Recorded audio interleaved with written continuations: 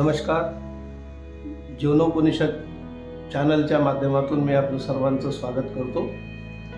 सर्वप्रथम या चॅनलच्या माध्यमातून आपल्या वर्षभरामध्ये येणारे जे काही सण उत्सव आहेत यांच्याविषयीची माहिती आपल्यापर्यंत पोहोचवावी या शुद्ध हेतूने काही व्हिडिओ बनवून आपल्यापर्यंत पोहोचवण्याचा मी प्रयत्न करत आहे. याच प्रयत्नाचा एक भाग म्हणून आज होळी सणाच्या विषयीची माहिती आणि त्याच्याविषयीचा विचार आपण करूया. होळी या सणाचं महत्त्व आध्यात्मिकदृष्ट्या, सामाजिकदृष्ट्या, आरोग्याच्या दृष्ट्या अतिशय महत्त्वाचा आहे. आपण पाहत असाल की होळीचा हा सण जो साजरा होतो याच्यामध्ये पौराणिक कथेचा भाग असा येतो की हिरण्यकश्यपूची बहीण जी होलिका हिने प्रल्हादाला आपल्या मांडीवरती घेऊन त्याला जिवे मारण्याचा, त्याचं दहन करण्याचा प्रयत्न केला असता त्याच्यामध्ये तिचं स्वतःचं दहन होऊन भक्त प्रल्हादाचं रक्षण झालं आणि तेव्हापासून ही होळी अशा पद्धतीने पेटवण्याची प्रथा सुरू झाली. अशा आणखीन अनेक पुराण कथा याच्यासोबत जोडल्या गेलेल्या आहेत. हे असं असताना एक आजच्या वर्तमान परिस्थितीमध्ये असलेलं होळीचं स्वरूप आणि ते कसं असावं याविषयीचा जर विचार केला तर असं लक्षात येते की साधारणपणे आता जो ऋतू बदल या ठिकाणी होतो आहे आणि उन्हाळ्याची जी सुरुवात होते आहे अशा परिस्थितीमध्ये आपल्याला आपल्या स्वतःला, आपल्या आरोग्याला या उष्णतेपासून कसं वाचवता येईल याचा एक दिव्य विचार या सणाच्या माध्यमातून दिला गेलेला आहे. तुम्ही बघाल की आपल्या शरीरामध्ये एक नैसर्गिक व्यवस्था आहे. जसं हिवाळ्याच्या दिवसांमध्ये तापमान एकदम थंड झालेलं असते त्यावेळेला आपल्या शरीरामध्ये नैसर्गिकरित्या उष्मा वाढत असते. याच विरुद्ध उन्हाळ्यामध्ये ज्यावेळेला बाहेर उष्णता वाढते त्यावेळेला शरीराचं तापमान कमी होत असते. ही नैसर्गिक व्यवस्था आपल्या शरीरामध्ये आहे. हीच गोष्ट जर आपण निसर्गामध्ये जर पाहिली तर असं लक्षात येते की आता या दिवसांमध्ये मोठमोठ्या वृक्षांची पानझड सुरू होते आणि या पानझडीच्या नंतर जिथे एका बाजूने प्रचंड उष्मा, गरमी, ऊन वाढत असते त्यावेळेला त्या वृक्षांना नवीन पालवी फुटत असते आणि एक बहार येत असतो. याच दृष्टिकोनातून आपण जर विचार केला तर जसा निसर्गाच्या मध्ये ही जी एक नैसर्गिकता आहे की अशा विपरीत आणि विषम परिस्थितीमध्ये निसर्ग बहरतो, तसं ह्या उन्हाळ्याच्या दिवसामध्ये येणारी निरसता, आळस, कंटाळा हा जाऊन आपलं जीवनसुद्धा उत्साही आणि सुंदर बनावं याच्यासाठी सुंदर मार्गदर्शन या सणाच्या माध्यमातून केलं गेलेलं आहे. जर या सणाची विस्तृत आपण अशा पद्धतीचा विचार केला तर मोठमोठे वृक्ष तोडून त्याची लाकडं जमा करून आणि अशा पद्धतीने निसर्गाचा जो काही एक प्रकारचं नुकसान केलं जात होतं ते आपण आता टाळलं पाहिजे. आणि या होळीचा सण साजरा करत असताना वड, पिंपळ, औदुंबर, खैर, पळं, सुरुई, त्याच्यानंतर आघारडा असेल, त्याच्यानंतर एरंडाचा दांडा असेल, अशा याच्या शुष्क अशा पद्धतीच्या काड्या जमा करून त्याच्यामध्ये काही गाईच्या शेणाच्या गवऱ्या असतील, शुद्ध तूप असेल, अशा पद्धतीचं एकत्र करून ही होळी प्रज्वलित करावी. ही प्रज्वलित केल्याच्या नंतर पारंपरिक पद्धतीप्रमाणे याला पुरणाच्या पोळीचा नैवेद्य दाखवला जातो. साखरेचे हार, कंगन असतील, त्याच्यानंतर त्याला प्रदक्षिणा केली जाते, त्याच्यासोबत नृत्य गायनादिक हे केलं जाते. हा होळीचा सण आदिवासी लोकांपासून तर गावखेड्यांमध्ये, शहरांमध्ये सुद्धा मोठ्या आनंद उत्साहाने साजरा केला जात असतो.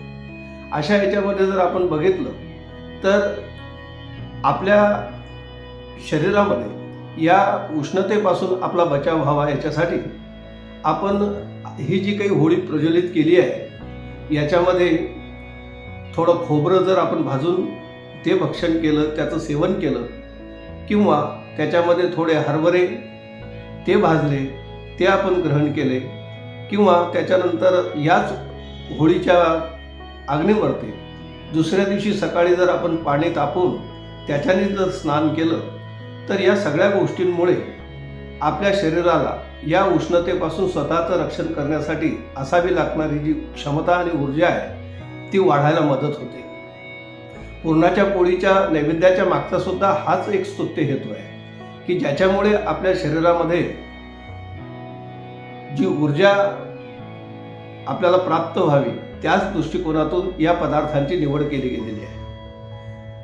मात्र याच्या विपरीत आपण ज्या उपाययोजना करतो त्याच्याकडे जर थोडंसं लक्ष वेधलं तर तुमच्या लक्षात येईल की या उन्हाळ्यापासून किंवा या उष्णतेपासून वाचवण्यासाठी आपण आता आपल्या घरामध्ये कूलर सुरू करू, AC आता चालू होतील, त्याच्यानंतर फ्रीजमध्ये पाण्याच्या बाटल्या ठेवल्या जातील, कोल्ड्रिंक्सचं सेवन केलं जाईल, त्याच्यानंतर आईस्क्रीम फॅमिली पॅक आणले जातील. या सगळ्या गोष्टींचा आपण आपल्या याच्याने सुरुवात करू. पण वरवर पाहता या गोष्टी जरी आपल्याला उन्हाळ्यातून या उष्णतेपासून आपल्याला बचावतील असं वाटत असलं तरी त्या आरोग्याच्या दृष्टीने मात्र तितक्याच हानिकारक आहे. ह्या गोष्टी आपण लक्षात घेतल्या पाहिजे. म्हणून अशा वेळेला आपल्या जेवणामध्ये किंवा आपल्या आहारामध्ये कैरीचं पन्हं असेल, त्याच्यानंतर थोडासा कांद्याचं सेवन असेल, अशा गोष्टी जर आपण केल्या तर या उष्णतेपासून आणि याच्यापासून आपण बऱ्यापैकी बचावतो आणि आपलं आरोग्य उत्तम राहते. दुसरी गोष्ट अशी तुम्ही पहा की याच प्रतिकूल आणि विषम परिस्थितीमध्ये मी जसं म्हटलं की वृक्षांना येणारी नवीन पालवी असेल किंवा पशुपक्षी असतील, हे सुद्धा अतिशय उत्तम रीतीने आपलं जीवन जगताना आपल्याला दिसून येतात. या दिवसांमध्ये थोडा कडुलिंबाच्या पानांचं नित्य सेवन जर रोज 4-5 पानं आपण खाल्ले तर निश्चितच आपल्याला उष्णतेपासून आपला बचाव झाल्याशिवाय राहत नाही. किंवा आणखीन एक प्रयोग मी आपल्या माहितीसाठी सांगतो की 200 ग्रॅम चांगली स्वच्छ हरळी जर तुम्ही घेतली आणि त्याच्यामध्ये 100 ग्रॅम खडीसाखर, जी खडा आहे, कपुरी नाही, अशा पद्धतीची खडीसाखर 1 लिटर पाण्यामध्ये या दुर्वाचा रस काढून आणि त्याच्यामध्ये खडीसाखर टाकून याच्या एक उत्तम अशा पद्धतीचं जर सरबत आपण जर बनवलं आणि याचा नैवेद्य दाखवून परिवारातल्या लहान मुलांपासून तर प्रौढांपर्यंत, वयोवृद्धांपर्यंत सगळ्यांनी जर याचं सेवन केलं तर हे एक उन्हाळ्यामध्ये उत्तम टॉनिक आणि उत्तम सरबत ठरते. जसं आपण उन्हाळ्यामध्ये लिंबू सरबत पिणं अधिक पसंत करतो तसंच या हरळीचा रस, याला इंग्लिशमध्ये आपण हॉर्स पॉवर टॉनिक सुद्धा म्हणू शकतो. अशा पद्धतीचे अनेक उपाय या माध्यमातून आपल्याला करता येण्यासारखे आहेत. या होळीच्या निमित्ताने आणखीन एक गोष्ट मी तुम्हाला सांगू इच्छितो की तुम्ही बघा की अशा विषम परिस्थितीमध्ये निसर्ग जसा किंवा हे वृक्ष पशुपक्षी जसे आपल्या स्वतःला विकसित करतात आणि प्रफुल्लित ठेवतात, तसं आपलं जीवनसुद्धा तितकंच टवटवीत, तेजस्वी आणि प्रफुल्लित राहावं याच्यासाठी आपण प्रयास केला पाहिजे. नेमकं आपण काय करू तर त्याच्यामधली एक गोष्ट ध्यानात घ्या की होळीचा दुसरा दिवस खऱ्या अर्थाने हा धुलवडीचा दिवस असतो आणि त्याच्यानंतर 5व्या दिवशी येणारा दिवस हा रंगपंचमीचा असतो. खऱ्या अर्थाने रंग आणि रंगपंचमी खेळण्याचा दिवस हा रंगपंचमीचा आहे, पण आपण साधारणपणे याच दिवशी रंग खेळत असतो, होळीच्या दुसऱ्या दिवशी. पण याच्यावरती सुद्धा आता आपण विचार करणं फार गरजेचं आहे की जिथे भारतामध्ये सर्वदूर पाण्याचं दुर्भिक्ष, दुष्काळ, टँकरनी पाणी पुरवठा करणं अशी जिथे परिस्थिती निर्माण झाली आहे, अशा परिस्थितीमध्ये एकमेकाच्या अंगावर पाणी फेकून त्या पाण्याचा अपव्यय, दुरुपयोग आपण टाळला पाहिजे. दुसरी गोष्ट अशी की आता मिळणारे रंग ज्याच्यामध्ये खूप मोठ्या केमिकल्सचा उपयोग केला जातो, ज्यांना आपण रंग लावतो आहे त्यांच्या त्वचेचा कितीतरी लोकांची दृष्टीसुद्धा याच्यामध्ये गेलेली आहे. अशा याच्यामधून वाचण्यासाठी आपण तो प्रयास किंवा तसा प्रयोग टाळला पाहिजे. मग अशा वेळेला या रंगपंचमीचा उत्सव आणि या होळीचा सण आम्ही साजरा कसा करू तर मला असं वाटते की आपण आजच्या या दिवशी असा एक संकल्प केला पाहिजे की होळीच्या नंतर धुळवडपासून तर रंगपंचमीपर्यंतचे हे जे 5 दिवस आहे, या 5 दिवसात आपण जर रोज एक वृक्षरोपण केलं आणि 5 वृक्ष जर लावले तर मला वाटते ही एक पंचवटी, पंचायतन आणि उत्तम अशा पद्धतीचं पंचमहाभूताच्या दृष्टीने या सृष्टीच्या वसुंधरेच्या दृष्टीने खूप छान होईल. आणि अशा पद्धतीचं वृक्षारोपण जर अनेक लोकांनी जर केलं तर तुम्ही पुढच्या वर्षी ज्या वेळेला हा उत्सव साजरा करायला निघाल तेव्हा पाहाल की तुमच्यासोबत संपूर्ण धरित्री ही हा रंग उत्सव करते आहे आणि संपूर्ण सृष्टी वसुंधरा ही विविध रंगांनी नटून आपल्यासोबत उभी असलेली आपल्याला दिसेल, जेणेकरून आपलं मन आपलं चित्त प्रसन्न झाल्याशिवाय राहणार नाही.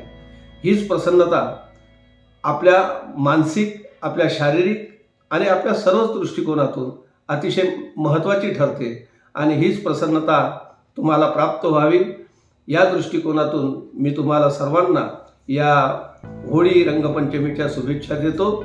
जय श्रीराम.